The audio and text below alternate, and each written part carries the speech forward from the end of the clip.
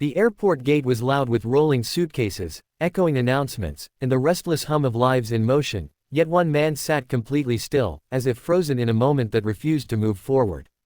He was alone on a row of cold plastic seats, hands clasped too tightly, eyes fixed on the departure board that kept changing times but never answers.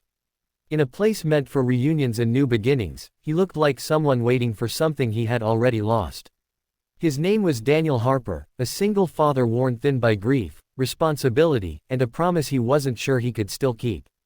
Before the story pulls you deeper, if you believe in kindness, second chances, and the quiet power of human connection, please take a moment to like this video, share it with someone who needs hope today, comment below where you're watching from, and subscribe to the channel so stories like this can keep finding their way to hearts like yours.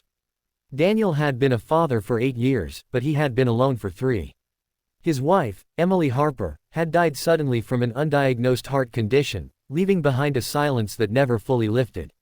Since then, Daniel's life had become a careful routine of school lunches, bedtime stories read with a breaking voice, and late nights staring at bills spread across the kitchen table. His son, Noah Harper, was everything to him, the reason he kept going even when every step felt heavy. This trip was supposed to be a fresh start. Daniel had finally accepted a job offer in another city, one that paid better and promised stability. Noah was already on the plane with a school group traveling ahead for a special program, supervised and safe. Daniel had insisted on putting on a brave face when they separated, but now, sitting alone at the gate, the weight of doubt pressed down hard. What if moving was a mistake? What if he failed again? The airport felt especially cruel that day. Families laughed nearby. Couples leaned into each other. Children ran past dragging stuffed animals. Daniel felt invisible, like a ghost among the living. He replayed every decision that led him here, wondering if being strong for Noah meant pretending he wasn't breaking inside. His eyes burned, but he refused to let tears fall. He had learned that public places had little patience for quiet pain. That was when 3 small shadows appeared beside him. He barely noticed at first. Just a shift in the air, a presence. Then he felt it, a gentle tug at his sleeve.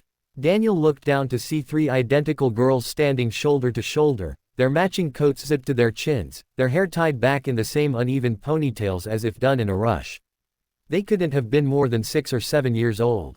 Their eyes were wide, nervous, but hopeful. People passed by without paying attention. Somewhere behind them, an announcement droned on. The girls leaned closer, and though Daniel couldn't hear their exact words over the noise, he understood the meaning instantly from their expressions and the way their small hands hovered near him, seeking safety.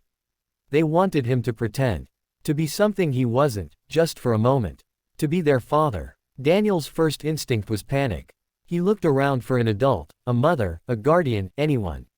But the girls stayed rooted, as if they had already decided. Something in Daniel's chest cracked open. He saw fear in their eyes, the kind that comes from being lost or left behind, the same fear he saw in Noah the night Emily never came home from the hospital. Without fully understanding why, Daniel nodded. Not as a stranger, not as a hero, but as a father who knew what it meant to be needed. The change was immediate. The girls relaxed, their shoulders dropping, their breathing slowing. They sat beside him, one on each side and one leaning slightly against his arm. Daniel sat straighter, instinctively protective, his mind racing with questions but his heart strangely calm. People glanced over now, seeing a father with his children, nothing unusual, nothing to worry about. For the first time that day, Daniel felt seen in a way that didn't hurt. Time stretched. The girls fidgeted, swinging their feet, occasionally glancing up at him for reassurance.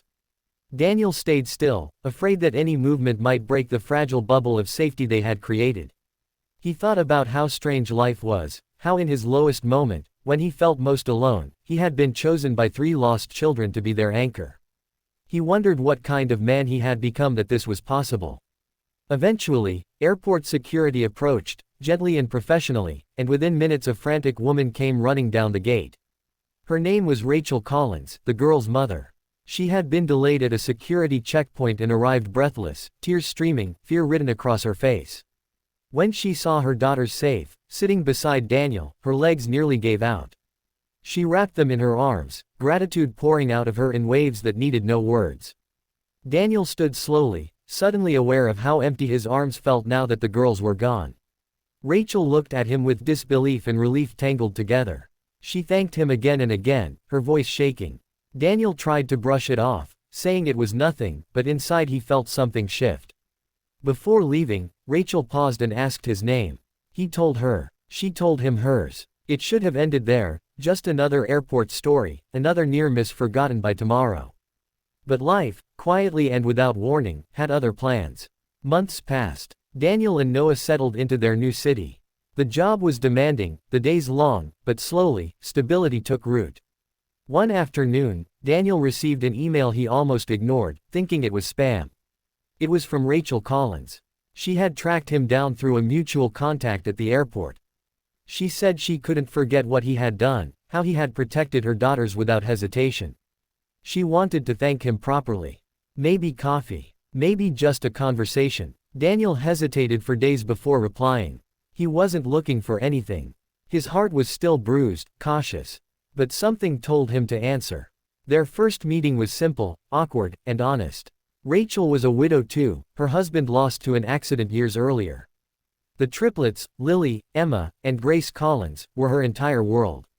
They talked about parenting, about exhaustion, about the strange guilt of laughing again after loss. It felt easy in a way Daniel hadn't felt in years. What began as occasional messages became shared dinners, park visits, and quiet understanding.